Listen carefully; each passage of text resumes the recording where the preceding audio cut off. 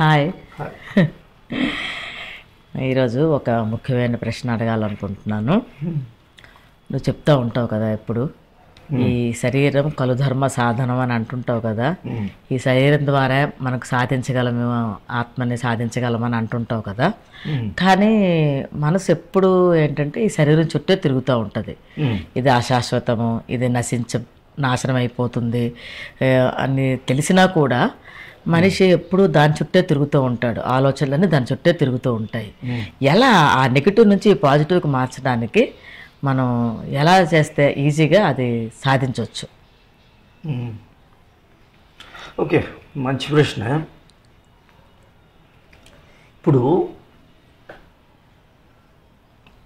Realities ఏంటంటే మనకి ఒకటి శరీరం ద్వారా ప్రతిదీ అటైన్ చేయాలి, తప్పదు.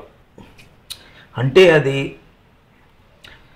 ప్రాపంచిక జీవితం అయినా లేవనా ఆధ్యాత్మిక జీవితం అయినా సరే నీకు ఉన్నది ఈ శరీరమే. కాబట్టి నీవు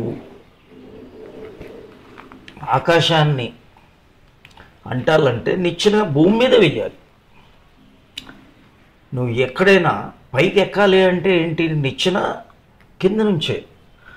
అలాగే శరీరం కూడా ఏంటి అంటే శరీరం ద్వారానే నేనున్నానని నాకు ఎలా తెలుసు, ఐ ఎగ్జిస్ట్ అనే ఒక్క ఫ్యాక్ట్ ఏంటి అంటే దేవుడు ఉన్నాడో లేడో నాకు తెలియదు, ప్రపంచం ఉందో లేదో నాకు తెలియదు, కానీ నా ప్రజ్ఞ నాకు ఒకటి చెప్తుంది ఏంటంటే ఐ ఎగ్జిస్ట్ అని, నేనున్నాను. ఆ ఎరుక, నేను ఉన్నాను అనే ఒక ఎరుక, అది మాత్రం ష్యూర్. ఈ నేను ఉన్నాను అనే ఎరుక అది శరీరమా, మనస్సా, ఆత్మ అనేది కొద్దిగా తర్వాతకి పెడదాం. కానీ ఒకటి మాత్రం సత్యం ఏంటి అంటే శరీరం ఉంటే చావు ఉంటుంది, మనసు ఉంటే దుఃఖం ఉండి తీరుతుంది. ఇది అంతా ఏంటి అంటే ఒకటి సైంటిఫిక్గా ఏది అంటే మనం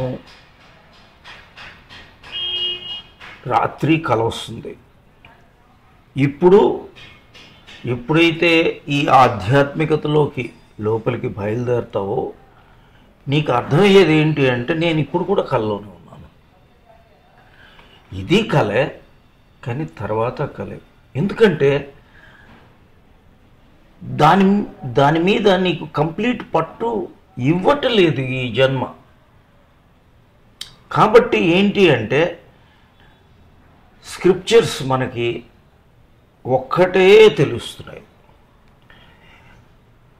ఒక పక్క నుంచి నువ్వు దేవుడు గురించి మాట్లాడుతున్నారు ప్రతి వాళ్ళు.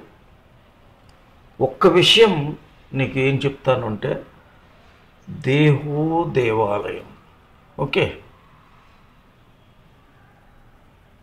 ఇతి ప్రోక్త సజీవ. నేనున్నానని నాకు జీవం కనిపిస్తుంది ఇక్కడ, లైఫ్ ఎనర్జీ. సజీవ కేవల శివ. శివుడు ఇంకెవడైనా బయట ఏమైనా రూపం ఉందా? ఏ రూపము లేదు. ఈ జీవశక్తి నీలో ఉన్న ఈ లైఫ్ ఎనర్జీయే దైవం, వేరే ఏం లేదు. యాక్చువల్గా ఉన్నది ఒక్క దైవమే. కానీ ఈ దైవంకి భిన్నంగా ఈ శరీరం అనేది ఎప్పుడైతే ఐడెంటిఫై చేసి మనం డామినేట్ చేసేస్తున్నామో అక్కడ మనకి సర్వరోగాలు బయటకు వచ్చాయి, సర్వ దుఃఖాలు బయటకు వచ్చాయి, చావు అనేది వచ్చింది, మిజరీ, సఫరింగ్. ఇవన్నిటికీ మూల కారణం ఏంటి? ఒకటి మాత్రం బుద్ధుడు చెప్పినా, ఈశ్వరుడు చెప్పినా, కృష్ణుడు చెప్పినా ఏంటి అంటే life is misery. Life is suffering. ఎందుకని? This is a impermanent phenomena. కాబట్టి దేనికి మూలమైన ఒక దండ నువ్వు చూసుకుంటే, ఒక బంతిపూలు, ఈ కాలంలో బంతిపూలు దండ చూసుకుంటే, ఈ బంతి పువ్వులు అన్నీ కూడా బయట మనకు కనిపించే అయితే లోపల ఒక దారం ఉంది. ఆ దారమే అసలు ఆ ప్రైమల్ నేను. దీని చుట్టూ మనకు కనిపిస్తున్నాయే ఈ దండకి బంతిపూలు.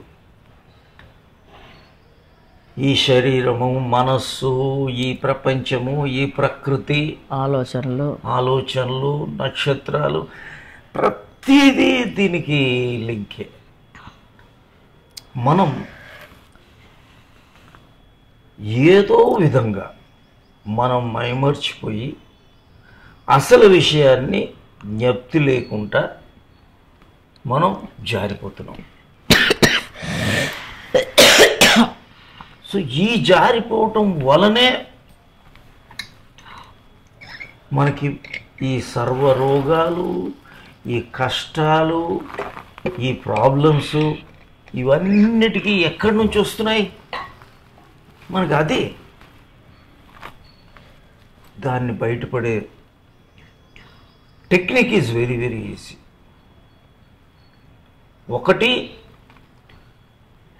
ఆ లైఫ్ ఎనర్జీ ఈ శరీరం ద్వారా ఫ్లో అవుతుంది అంటే ఈశ్వరుడికి ఈ శరీరం ద్వారా ఎంజాయ్ చేస్తున్నాడు.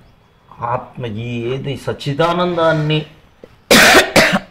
అనుభవపూర్వకంగా అనుభవించటానికి, ప్రపంచాన్ని అనుభవించటానికి ఈ కళ్ళు కావాలి, చేతులు కావాలి, నోరు కావాలి.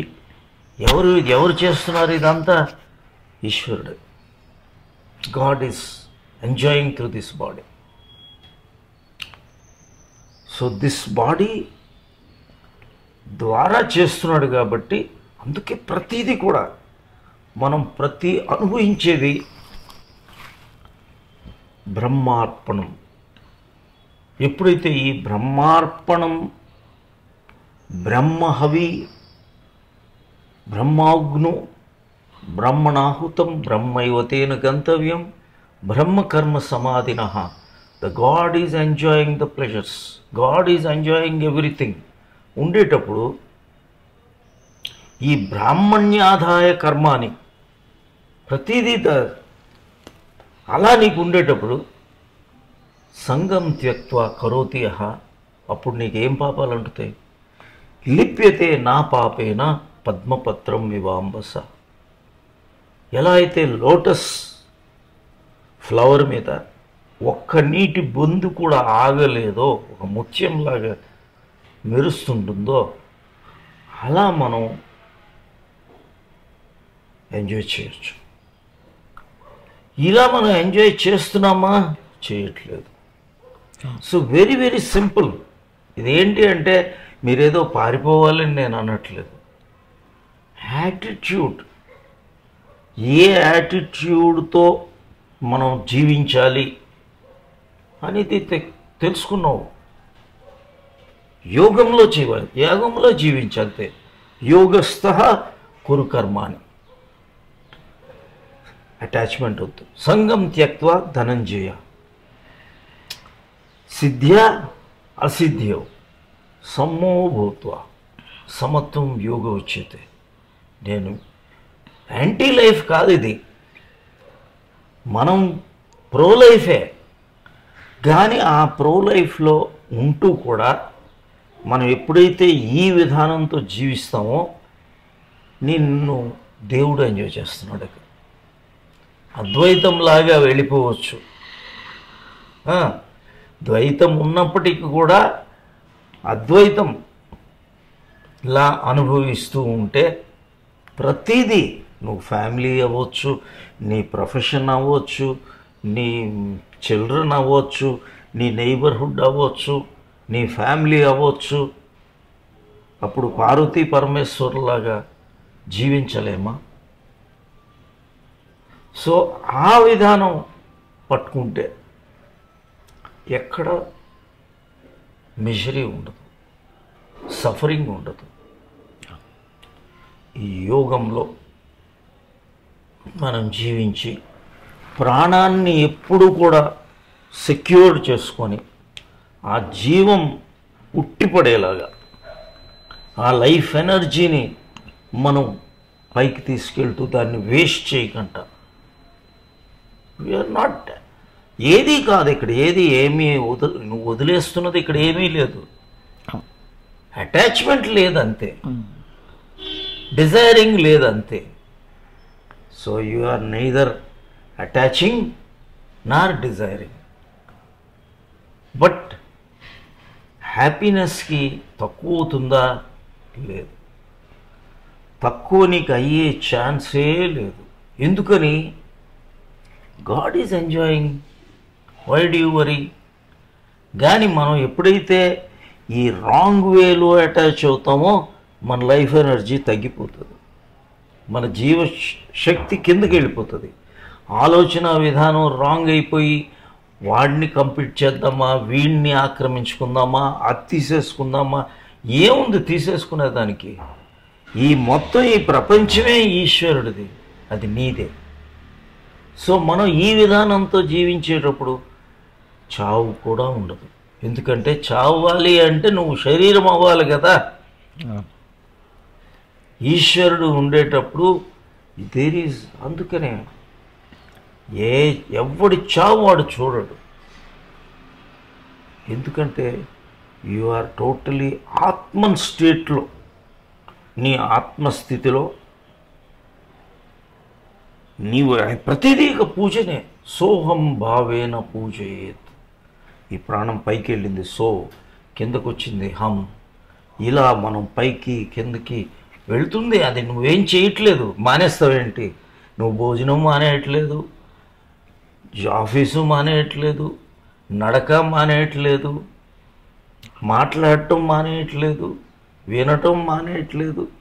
ప్రతి స్టేజ్లో కూడా ధ్యానపూర్వకంగా మనం చేసేటప్పుడు ఏం తక్కువైపోతుంది? You enjoy everything.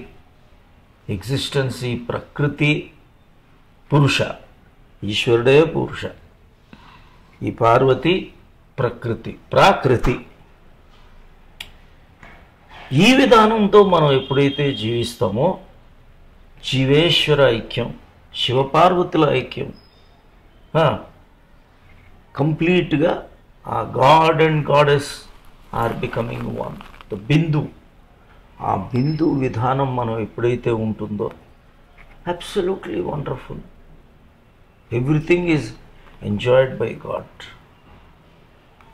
సో ఇలా చేసుకుంటే దేహమే దేవాలయం, తప్పేం లేదు కదా. దేహమే దేవాలయం, దేహో దేవాలయం. ఈశ్వరులా జీవిస్తూ ఉంటే 100% బాగుంటుందని నేను దిస్ ఈజ్ ప్రాక్టీస్ సెషన్స్లోన చెప్పబడింది. ఇంకేమైనా doubt? So I think this is it. It's a very important life style. Spiritual angle ఉండాలా, ప్రాపంచిక విషయం ఉండాలి. Office, you go to your office. అదే ప్రాపంచిక విషయాలని చూసే విధానం మార్చుకుంటే అయిపోతుంది. అంతే. నువ్వు తిండి మానేయట్లేదు, ఎక్కడికి ఏది మానేయట్లేదు. ఆ తినే విధానం మార్చుకోండి. అది మెడిటేటివ్గా తినండి. ఇక్కడ మెడిటేటివ్గా తింటే సరిపోయింది. మెడిటేటివ్గా నడవండి, మెడిటేటివ్గా మాట్లాడండి, మెడిటేటివ్గా సహాయం చేయండి, మెడిటేటివ్గా ఫ్యామిలీతో ఉండండి, మెడిటేటివ్గా పిల్లల్ని పెంచండి, మెడిటేటివ్గా మీ ఆఫీస్లో ఉండండి. ఏం తక్కువైపోతుంది? ఇదే విధానం. అదే అన్కాన్షియస్గా ఉండకుండా అవేర్నెస్తో ఉంటూ మనం అంతే. అదే అవేర్నెస్ ఆ పనిలో ఉంటే ఆటోమేటిక్గా కంప్లీట్నెస్, ఆ పని కూడా సక్రమంగా జరుగుతుంది. అట్ ద సేమ్ టైం ఆలోచనలు ఉండవు. ఎంజాయ్మెంట్ ఉంటుంది. అవును, అన్నిటికన్నా ఏంటంటే ప్రజెంట్లో ఉంటారు. ప్రజెంట్లో ఉంటారు. ఇప్పుడు మీరు తినేటప్పుడు ఆ తినే విషయం అలాగే అక్కడే కలుపుకొని అక్కడే సంపూర్ణంగా ఉండి మీకు తినేది ఒంటికి పడుతుందా లేదా? మీరు నవ్వులుతూ ఉంటే అక్కడ ఆ జ్యూస్ని అబ్జర్వ్ చేసుకుంటూ ఉంటే మీ చూపు సంపూర్ణంగా ఉంటే మీరు ఎంజాయ్ చేసేది పరిగెత్తి పరిగెత్తి ఎక్కడికి వెళ్తారు? ఆ గులాబీ పువ్వే మీరు దాంట్లోనే 100% అనుభవిస్తూ ఉంటే ఎక్కడ ఎలా ఉంటుంది? The divine living.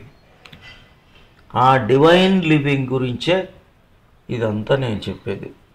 సో ఆ డివైన్ లివింగ్ ఈజ్ పాసిబుల్.